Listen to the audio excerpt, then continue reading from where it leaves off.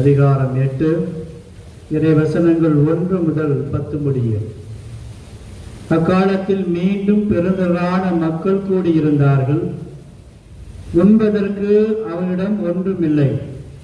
இயேசு தம் சீடரை வரவழைத்து அவர்களிடம், நான் இம்மக்கள் கூட்டத்தின் மீது பரிவு கொள்கிறேன். ஏற்கனவே 3 நாட்களாக இவர்கள் என்னுடன் இருக்கிறார்கள். உண்பதற்கும் இவரிடம் எதுவும் இல்லை. நான் இவர்களை பட்டினியாக வீட்டிற்கு அனுப்பிவிட்டால் வழியில் தளர்ச்சி அடைவார்கள். இவர்களுள் சிலர் நெடுந்தொலைவில் இருந்து வந்துள்ளனர் என்று கூறினார். அதற்கு அவருடைய சீடர்கள், இப்பாலை நிலத்தில் இவர்களுக்கு போதுமான உணவு அளிப்பது எப்படி என்று கேட்டார்கள். அப்போது அவர் அவர்களை பார்த்து, உங்களிடம் எத்துணை அப்பங்கள் உள்ளன என்று கேட்டார். அவர்கள் 7 என்றார்கள். தரையில் அமர மக்களுக்கு அவர் கட்டளையிட்டார். பின்பு அந்த 7 அப்பங்களையும் எடுத்து கடவுளுக்கு நன்றி செலுத்தி பிட்டு பரிமாறும்படி தம் சீடர்களிடம் கொடுக்க அவர்களும் மக்களுக்கு அளித்தார்கள். சிறு மீன்கள் சிலவும் அவரிடம் இருந்தன.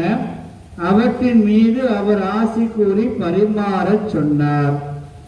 அவர்கள் வயிறார உண்டார்கள். மீதியாய் இருந்த துண்டுகளை 7 கூடைகள் நிறைய எடுத்தார்கள். அங்கு இருந்தவர்கள் ஏறக்குறைய 4000 பேர். பின்பு அவர் அவர்களை அனுப்பிவிட்டார். உடனடியாக தம் சீடருடன் படகேறி தல்மனுத்தா என்ற பகுதிக்கு சென்றார். இது வாழ்வு தரும் கிறிஸ்துவே நற்செய்தி. கிறிஸ்துவே உமக்கு புகழ்.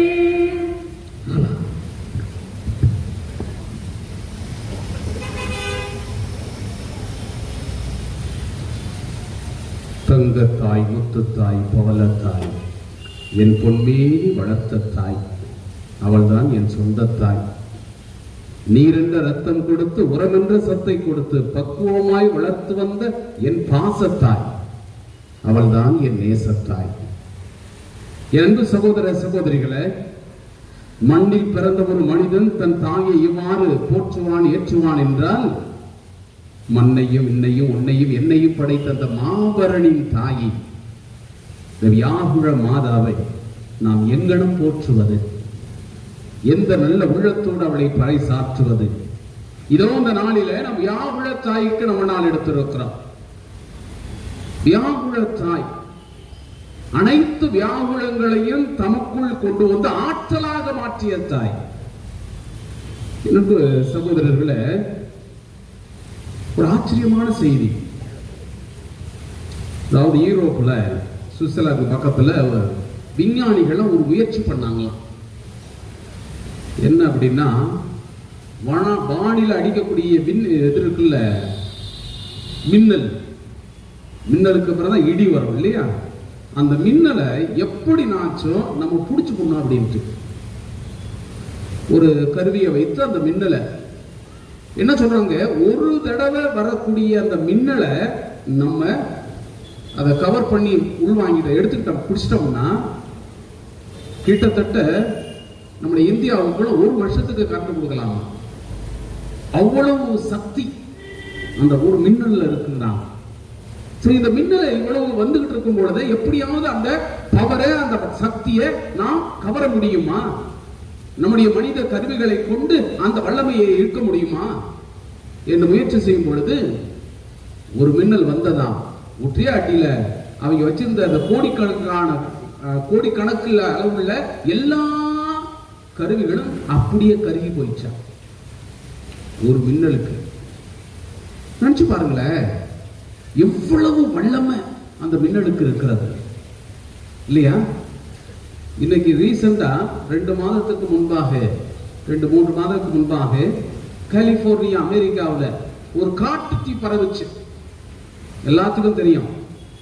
இந்த காட்டுத்தீ வந்த வேகத்துல அந்த நகரமானது மிகப்பெரிய சக்தி வாய்ந்த வெள்ளது எல்லாம் ஹாலிவுட் சினிமா பிரபலங்களை எல்லாம் கொண்டுள்ள உலக நாடுகளுடைய தலை சிறந்த ஒரு நகரமாக, அதுவும் சினிமா பிரபலங்களில் இருந்த ஒரு இடங்கள். எல்லாத்தையுமே அப்படியே பொசுக்கி எடுத்துருச்சு. கட்டடமாக இருக்கிற என்ன எல்லாத்தையும் எங்கிருந்து ஏன் இப்படி தீ வந்தது யாராலும் சொல்ல முடியாத அளவுக்கு கட்டடங்களா இருக்கட்டும், அங்கிருந்த மாட மாளிகை என்ன, கோட கோபுரம் என்ன, எல்லாத்தையும் பொசுக்கிடுச்சு. இயற்கை செய்யக்கூடிய அந்த வல்லமையை, அவருடைய அந்த சீற்றங்களை பார்த்தோமானால் யாருக்குமே சொல்ல முடியாத அளவுக்கு அந்த ஒரு வல்லமை. நமக்கு தெரியும் சுனாமி எப்படி செஞ்சிச்சு, நமக்கு எல்லாத்துக்குமே தெரியும் இல்லையா? நம்மளாம் அனுபவப்பட்டவங்க. ஒரே அலையில எல்லாத்தையும் ஒழுகிட்டு போயிடுச்சு. இப்படி விண்ணையும் மண்ணையும் உன்னையும் என்னையும், அதுவும் அந்த தொடக்கம்ல பார்த்தோம், எல்லாத்தையும் உண்டாக்கிய ஒரு கடவுள். இப்ப இவ்வளவு வல்லமையையும் கொண்ட இந்த இயற்கையே தன்னுடைய ஒரே வார்த்தையினால் உண்டாக்கிய இந்த இறைவனை ஈண்டெடுக்க வேண்டுமானால், சக்தி நிறைந்த வல்லமை நிறைந்த அதுவும் ஆற்றலுடைய முதன்மையாக இருக்கக்கூடிய அந்த ஆண்டவனையே ஈண்டெடுக்க வேண்டுமானால், அந்த ஈண்டெடுக்கக்கூடிய தாய் எவ்வளவு வல்லமுள்ளவளாக இருக்கணும் இல்லையா? எவ்வளவு சக்தி உள்ளவளாக இருக்கணும். சாமானிய ஒரு தாய், சாமானிய ஒரு மனுஷி அந்த ஒரு மாபெரும் சக்தியை, அந்த வல்லவனை ஈண்டெடுக்க முடியுமா? யோசித்து பாருங்களேன். அப்படியாப்பட்ட ஆற்றலை கொண்ட இந்த தாய் இன்று நினைத்து பாருங்களேன், எந்த ஒரு விளம்பரம் இல்லாமல் அமைதியாக இருக்கிறார். கருவிலிருந்து கல்லறை வரை அவருடைய கஷ்டங்களில் கடந்து போனவள், கருவிலிருந்து கல்லறை வரை வந்த ஒவ்வொரு கஷ்டத்தையும் கடந்தவள். ஒன்னு ரெண்டு அல்ல, நாமெல்லாம் பார்க்கிற 7 வியாகுலங்கள், நமக்கு சொல்லப்பட்ட வியாகுலங்கள், ஊழியத்தில் பார்க்கக்கூடிய வியாகுலங்கள், இதையும் கடந்து எத்தனையோ வியாகுலங்களை கடந்து இருக்கிறார். நான் முன்னாடி ஒரு தடவை வரும்பொழுது உங்களுக்கு அந்த முதல் வியாகுலம் பத்தி, இதுவும் ஊழியத்துல யாக்கோப்பு எழுதிய அந்த நூலில் எழுதப்பட்ட அந்த வியாகுலத்தை பத்தி உங்களுக்கு அதுவும் சொன்னேன். அன்னை மரியாள் சிறு வயதிலே அந்த வியாகுலத்தை அனுபவித்தார். அப்படி எத்தனையோ வியாகுலங்களை ஆண்டவர் இயேசுவினுடைய அந்த தோட்டத்திலிருந்து, கருவிலிருந்து கல்லறை கடைசி நிலை வரை, நான் உன்னோடு இருக்கிற, என்ன நடந்தாலும் பரவாயில்லை, நான் நடந்து வருகிறேன் என்று கடந்து வந்தவள் இந்த அற்புத தாய். இதெல்லாம் நம்ம யோசிச்சு பார்ப்போம். எப்படி இந்த தாய் கடந்திருப்பாள்? இவ்வளவு கஷ்டங்களையும் தாங்கிக் கொண்டு கடைசி வரை போயிருக்காளே, கல்லறை வரை நின்றிருக்காளே. கல்லறையில் கூட அந்த தாய் அமர்ந்திருக்கும் பொழுது ஒரு சொட்டு கண்ணீர் கூட வரலையாம். எல்லாத்தையும் தனக்குள் ஏந்தி இருந்தார். அதுவும் அவருடைய முகத்துல வல்லமையை ஜொலித்துக் கொண்டிருந்ததாம். அப்ப இவ்வளவு வல்லமை இந்த தாய்க்கு எப்படி கிடைத்தது? இன்னைக்கு பார்க்கிறோம், இந்த அன்னை மரியாளை கேட்ட உடனே கோடிக்கான மக்கள் ஓடுகிறாங்க. இங்கிட்டு லட்சத்துல ஓடுறாங்க, அங்கிட்டு லட்சத்துல ஓடுறாங்க. நம்ம எல்லாத்துக்கும் தெரியும், வேளாங்கண்ணி பாருங்க, அவ்வளவு தாரையாக அத்தனை மக்கள் இந்த அன்னையினுடைய பாதத்தை நாடி ஓடி, ஏதாவது இந்த தாய் எனக்கு கொடுப்பார் என்ற நம்பிக்கை, இந்த வல்லமையோட தாயிடம் வந்து ஏதாவது எனக்கு கிடைக்கும் என்ற ஒரு ஏக்கம். அப்படி அவர் ஓடுகிறதுடைய ஒரே காரணம், நீங்க தாயிட்ட போய் நீங்க பேசுங்களேன், கேட்டு பாருங்களேன், என்ன தாய் நீ செய்கிறாய்? இவ்வளவு மக்கள் உன்னிடம் ஓடுகிறார்களே, அல்லது இவ்வளவு கஷ்டங்களை நீ தாங்கி இருக்கிறாய், எப்படி, என்ன உன்னுடைய அற்புதம் அப்படின்னு கேட்ட அந்த தாய் சொல்லுவது அது ஒன்னே ஒண்ணுதான். விண்ணை படைத்தவனை, மண்ணை படைத்தவனை, உன்னை படைத்தவனை, என்னை படைத்தவனை இங்கே அங்கே அங்கே நான் படைக்கல, மாறாக என்னுள் நான் படைத்தேன். விண்ணை படைத்தவனை, மண்ணை படைத்தவனை, உன்னை படைத்தவனை, என்னை படைத்தவனை எனக்குள் நான் படைத்தேன். அன்னையின் உள்ளே இருப்பது ஆண்டவருடைய வல்லமை, இயேசுவுடைய பிறப்பிடம். அவர் என்னோடு என்னாலும் இருக்கிறார். என்னை விட்டு அவர் எங்குமே போகல. அப்போ என்னுள் இருக்கிறதுனால், என்னுள் இதோ இந்த கோடிக்கணக்கான மக்கள் என்னிடம் வரும் பொழுது அவர்கள் என்னை, எனக்குள் இருக்க அந்த படைத்தவனை பார்க்கிறார்கள். அதான் உண்மை. இந்த தாயும் அதேதான் வியாகுலத்தை நம்ம சொல்றார். என்னுடைய துன்பங்கள் எல்லாம் தாங்கக்கூடிய ஒரே ஒரு வல்லம் அதுதான், எனக்குள் நான் என் ஆண்டவனை கொண்டு வந்தேன். நம்முடைய யோசிக்க நாமெல்லாம் இந்த ஆண்டவனை எங்க வச்சிருக்கிறோமோ ஒரு கேள்விக்குறை. ஆம் அன்புக்குரிய சகோதர சகோதரிகளே, இவள் இப்படியாப்பட்ட வல்லமையும் ஆசீர்வாதத்தினுடைய சக்தியுமாக இந்த நாளில் நமக்கு இருக்கிறாள் என்றால், அவள் மனித குலத்துக்கு மிகப்பெரிய பாடத்தை கற்றுக் கொடுத்துக் கொண்டே இருக்கிறார். அந்த கற்றுக் கொடுப்பதனுடைய முக்கியமான ரெண்டு பாடம். ஒண்ணு, நான் முன்னாடி சொன்ன விசுவாச வெளிச்சம். இன்றைய நற்செய்தி வாசகம் அந்த விசுவாச வெளிச்சம் என்னன்னு மிக அருமையாக கற்றுக் கொடுக்கிறது. என்ன தாயினுடைய வாழ்நாள் முழுவதும் இந்த விசுவாச வெளிச்சம் என்ன என்பதை கற்றுக் கொடுத்தார். இந்த இன்னைக்கு பார்க்கிறோம், ஆண்டவர் இயேசு மக்கள் எல்லாம் அவர் ஓடி வர்றாங்க, பாலைவனமான ஒரு இடம், எல்லாம் பசியோடு இருக்கிறாங்கன்னு ஆண்டவர் கண்டுகொண்டார். தன்னுடைய சீடர்களை பார்த்து, இதோ என் மக்களை எனது பசியோடு அனுப்பிவிட நான் எனக்கு முடியல, அவர்களுக்கு ஏதாவது உண்ண கொடுங்கயா அப்படி சீடர்களை பார்த்து சொல்லுகிறார்.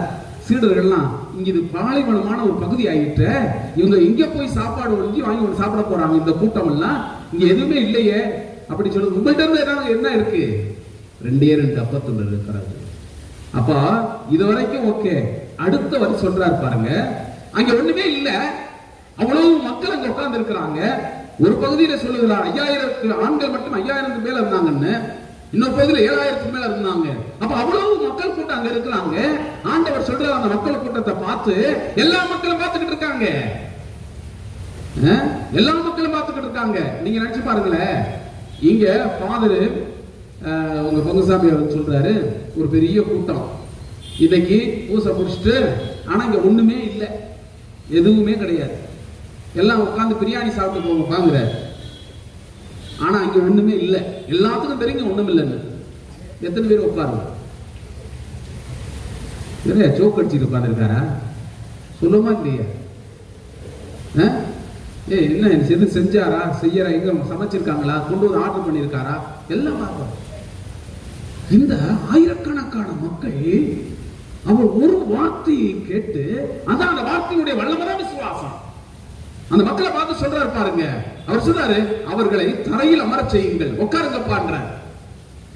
2 அப்பத்தை கையில வச்சுக்கிட்டு அத்தனை 1000 மக்களை பார்த்து நீங்க எல்லாம் தரையில் அமருங்கள் என்ற விவிலியம் சொல்லுகிறது. அனைத்து மக்களும் அந்த புல்தரையில் அமர்ந்தார்கள். இதுதான் விசுவாசம், இதுதான் விசுவாச வெளிச்சம். அங்க அற்புதத்தை கண்டார்கள், அந்த அப்பம் பழுகி பெருகியது, அனைவருமே வயிறார உண்டார்கள். அன்னை மரியாள் யோவான் நற்செய்தி 2வது அதிகாரத்தில் அந்த அற்புதமான புதுமையை நான் பார்க்கிறேன். காணா ஒரு திருமணத்தில் நடந்த அந்த புதுமை அங்க நினைச்சு பாருங்களேன். 2 வார்த்தை தான் அந்த மாதிரி சொல்றான், வேற எதுவுமே சொல்லல.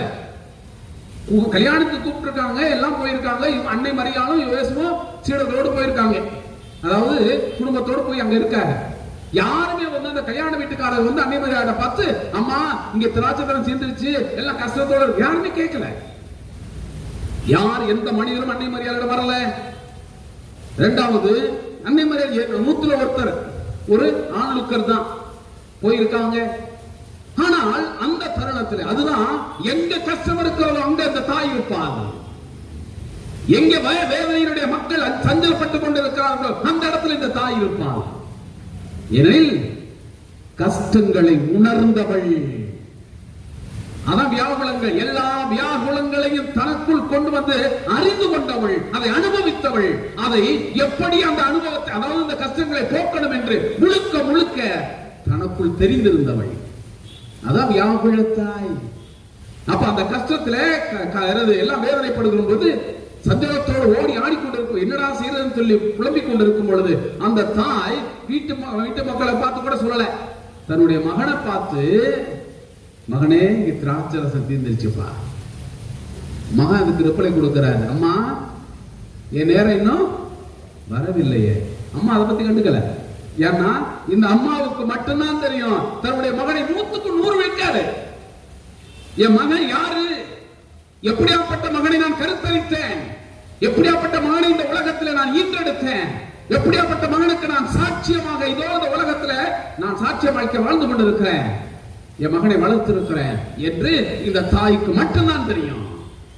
அந்த அதுக்கு பேர் தான் விசுவாச வெளிச்சம்.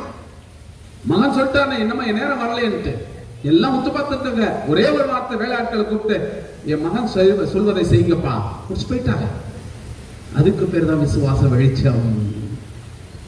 என்ன நடந்தாலும் கடவுளிடம் சாரண, அதாவது நான் 100க்கு 100 விழுக்காடு இந்த தாயிடம் நடக்கும் என நம்புவது, என் கஷ்டம் தீரும் என்று எதிர்பார்ப்பது. அந்த நம்பிக்கை நமக்கு கற்றுக் கொடுப்பவள் தான் இந்த தாய். அதான் வியாகுல தாய். இரண்டாவது விசுவாசம் விளைச்சல் சரணாகதி அடைதல், விழுதல். ஆண்டவருடைய வார்த்தைக்கு 100% விழுக்காடு விழுந்தார். நான் ஆண்டவரின் அடிமை, உங்களுடைய வார்த்தையின்படி ஏதாவது நிகழத்து, எல்லாம் நிகழட்டும், நான் உனக்கு அடிமை.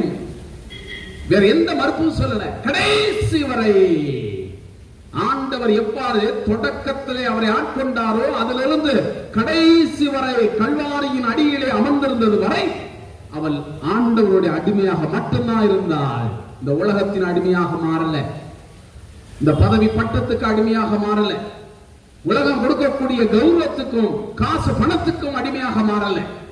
நினைச்சிருந்தா என் மகன் ஆண்டவன், என் மகன் எப்படியாப்பட்டவன் என்று சொல்லி மாறுதட்டி இருக்கலாம், பெருமை பாராட்டி இருக்கலாம்.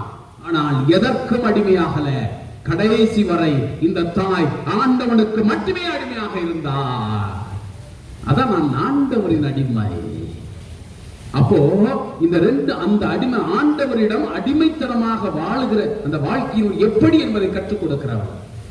நானும் இந்த தேவனிடம் போய், ஆண்டவரே நான் உன் அடிமை, நீ என்ன நடந்தாலும் நீ சொல்லு நடக்கட்டும். எப்ப நம்ம சரணாகதி அடைகிறோமோ, அவரிடம் விழுந்து கிடக்கிறோமோ, அப்ப நம்முடைய வாழ்க்கையிலும் நம்முடைய கஷ்டங்களை எப்படி கையாள்வது, நம்முடைய கஷ்டங்களை எப்படி நீக்குவது, நம்முடைய கஷ்டத்திலிருந்து எப்படி நாம் வெற்றி கொள்வது, நம்முடைய கஷ்டத்தை எப்படி நம்முடைய வாழ்க்கையினுடைய ஒரு வெற்றியின் பாதையாக அல்லது சுவைப்பது, ஏற்றுக்கொண்டு சுவைப்பது என்பதும் நமக்கும் அந்த வல்லமை கிடைக்கும். அதை கற்றுக் கொடுப்பவள் தான் இந்த வியாகுலத்தாய். அதற்காக ஜெபிப்போம். இறைவன் நம்மை நிறைவாக ஆசீர்வதிப்பார். ஆமென்.